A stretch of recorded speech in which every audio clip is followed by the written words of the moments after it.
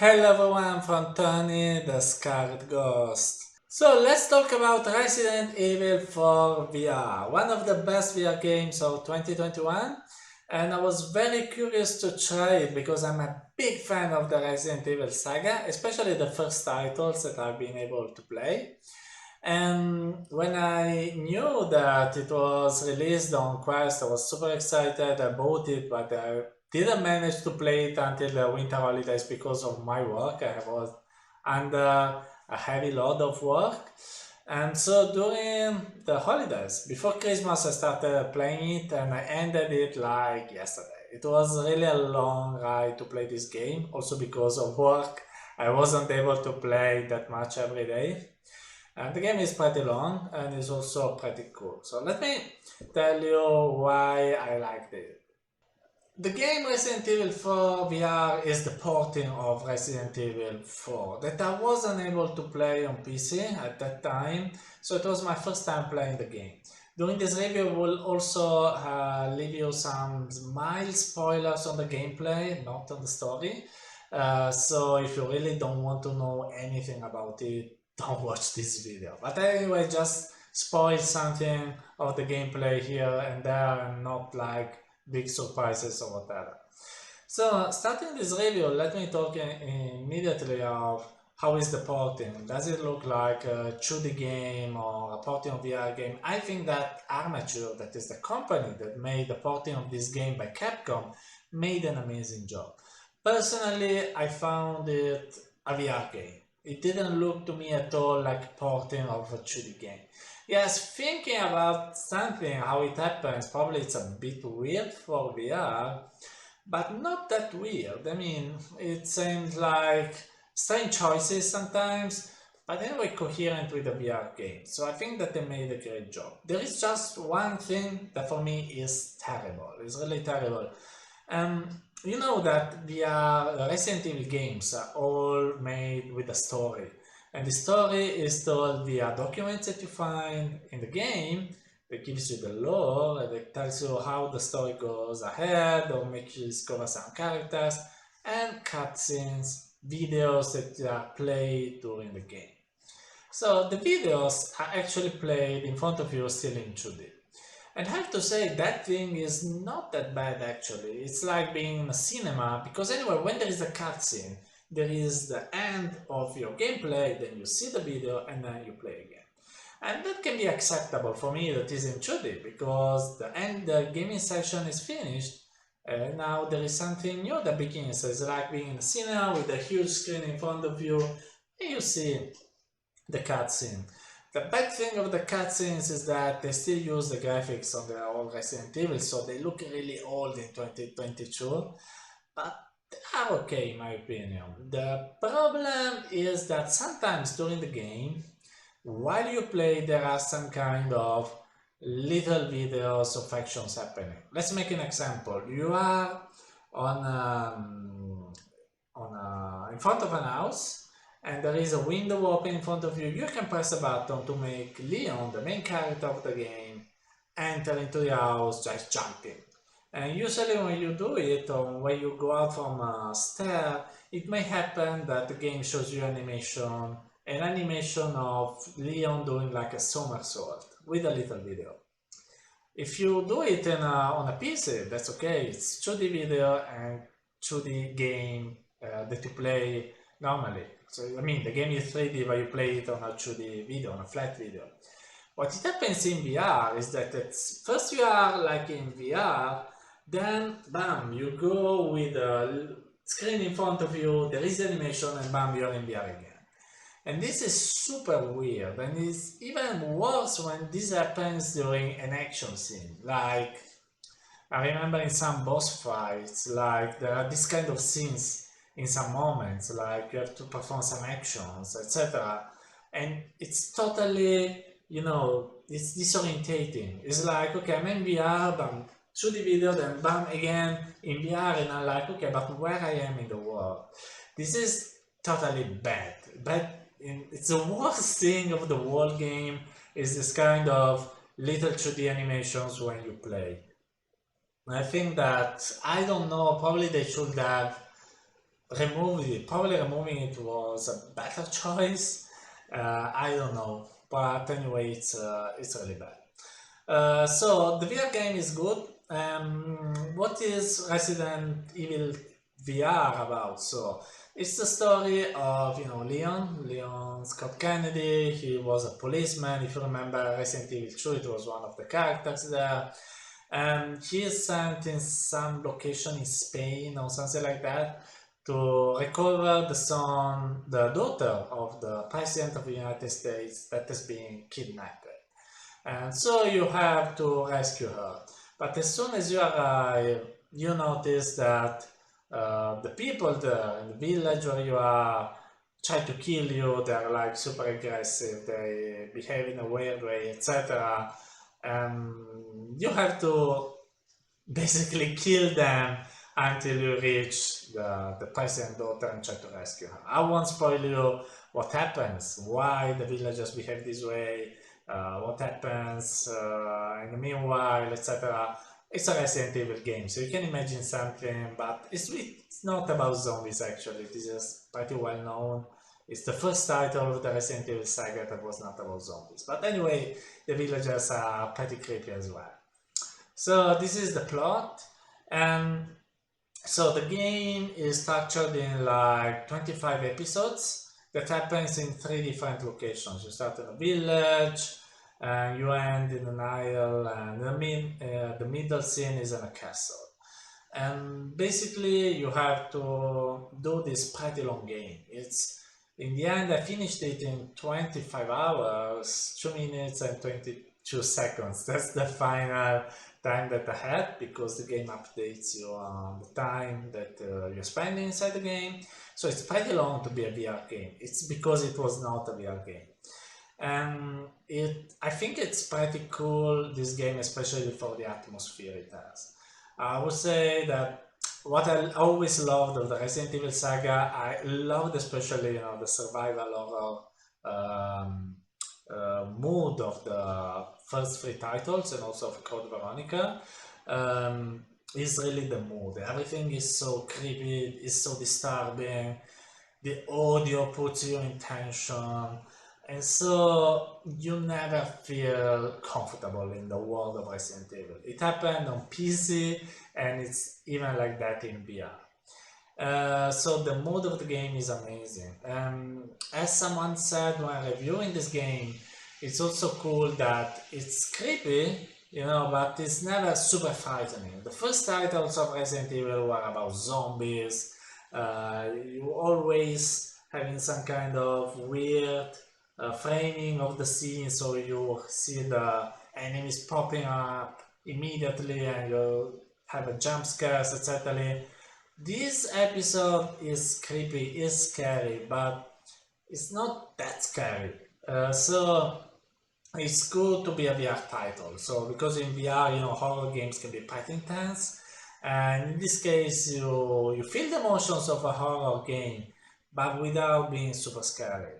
And I hope also to say that the difficulty of the game is helping a lot, because the game starts with a tutorial that teaches you all the dynamics, teaches you all the input, etc. So it's good to onboard new users. And I think that also the first part of the game is quite easy. So even new users for VR can play it, and getting used to the difficulty of the game, to the creepy factor of the game, and slowly getting there. The more you go on, the more it gets complicated, I would say. Especially in the beginning, you have lots of ammo, the enemies are easy to take down. In the last part of the game, there are some difficult moments. Even if I have to say that I played it at normal difficulty, I never found it super difficult. In 25 hours, I've died like 30 times. It's not that much for a game that should be challenging. I rarely found myself with little ammo. I would say it's also a bit disappointing, because what I loved with the first Resident Evil titles is that for a good part of the game you had to be very tight on ammunition. While with this title, I would say I had always plenty of ammo, with the exception of a moment in the game, maybe 2 hours of it. For the other part, I was just happy to have lots of ammo and killing everyone. But there are some moments that are anyway difficult, some boss fights or some tricky moments with lots of enemies, so it's pretty cool. And there is another part of the game that I found very cool and reminds something that I had with also some previous Resident Evil titles. There is always in the Resident Evil titles at a certain point to switch character. And there is a moment, this is a spoiler, so I will tell you, of the gameplay, where you're going to play not as the main character, but as a character that has no weapon. So if you remember, there was in the, maybe it was Resident Evil 2 or 3, that was a little girl and you had to run with the, like, dodging the dogs, etc. And it's super scary because you have just these herbs to heal yourself and you can't kill anyone. And you have a similar moment in this game too. And in VR, that's super impressive because you see these enemies that try to go towards you like, oh, and you are like this character with no weapons, nothing, you can just run. And you feel really powerless. It's great in VR, so I love that moment. But anyway, in general, the difficulty of the normal difficulty of the game is not that difficult. I would say probably the first Resident Evil titles and normal difficulties were pretty were not difficult.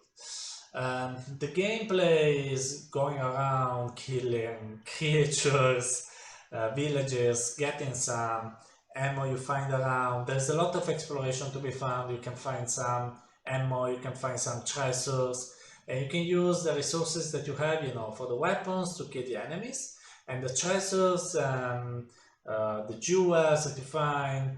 There is some, in some parts of the game, there is character the merchant. Into the merchant you can pay to have more weapons, upgrades to your weapons, etc, etc, or a map to orientate yourself better in the game. So I think that is pretty cool. The save points are with the machine, the typewriter that you can write your save game. But with the difference with the first Resident Evil titles, you have infinite saving possibilities. So when you're close to typewriter, you can just keep saving as soon as you kill a bunch of enemies. There are some moments when two typewriters are distant, and in those moments, I had two moments where I was like, okay, I don't want to die, otherwise I lose all the progress. But actually, the game doesn't save you only during the typewriter. Typewriter is to have the persistent saving. If you die, you restart from a checkpoint. So that's pretty. It saves you from redoing everything from scratch, like in the first Resident Evil titles. It's pretty fun to shoot with all the weapons. Also some mini games about shooting with weapons inside the main game. That's pretty fun. I would say probably the most disappointing stuff for me has been some boss fights were too easy. Again, returning to the difficulty of the game, some boss fights were really too easy for me.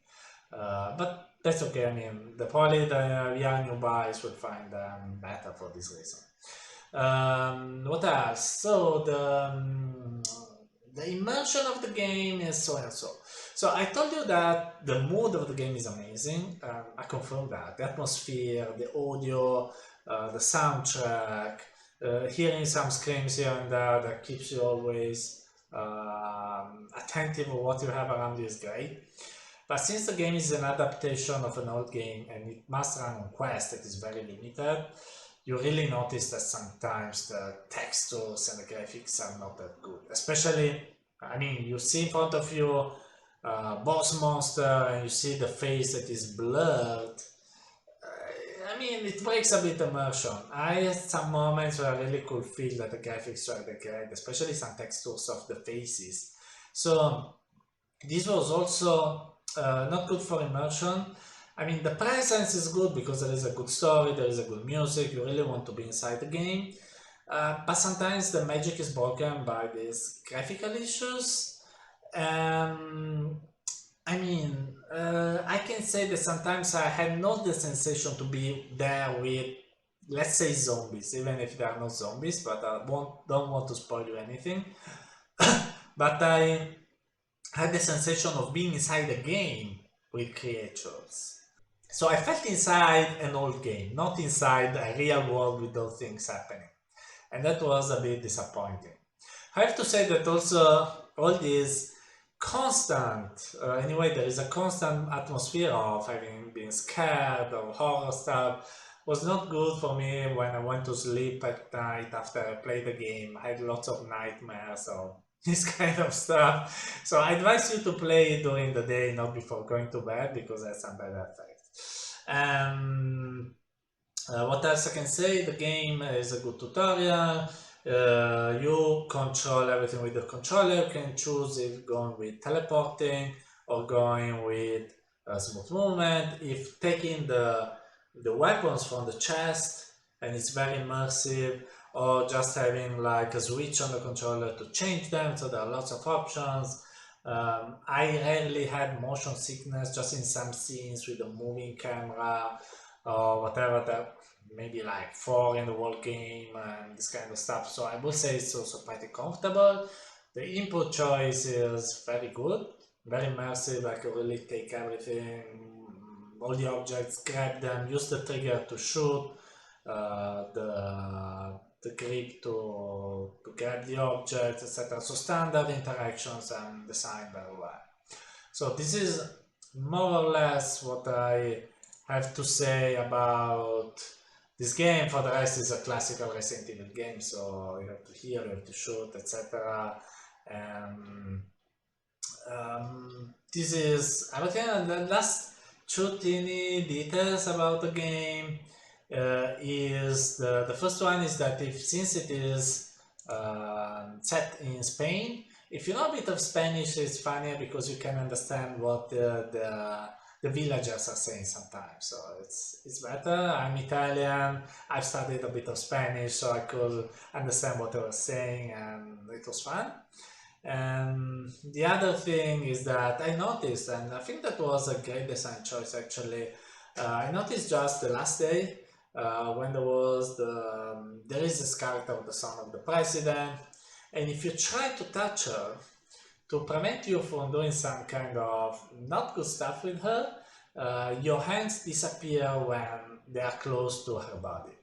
And I thought this was a great design choice because it prevents you from doing some kind of obscene things with her character, but without, doing something too aggressive towards you. It just makes your hand disappear, so you can't do that. But they don't say you're doing something wrong or blah blah blah. It's just something very subtle, but it works very well. So if you try to do it, you don't feel doing it anymore because it doesn't work. And I think that many games and also social VR experiences should kind of take inspiration from this simple but smart decision. That's it. So that's my opinion on Resident Evil 4 VR. In summarizing, I had lots of fun while playing it. So I will really advise you to play this game because it's cool, it's fun. I mean, it's not perfect, it's still a porting, it's a quest game, there are some quirks here and there, blah blah blah, but in the end, it managed to give me the right mood of Resident Evil. It is fun to play, in some moments it's also a bit challenging, it's quite long, there is a story, you want to know how it ends. So I think that the game must be evaluated if it is fun or not. And this is a fun game, I really enjoyed playing it every day. I really wanted to come back for half an hour, 1 hour, whatever time I had spare to play it. So really it's also a bit addictive, it's fun, and I love horror, I love Resident Evil, so being inside Resident Evil for me was kind of magical.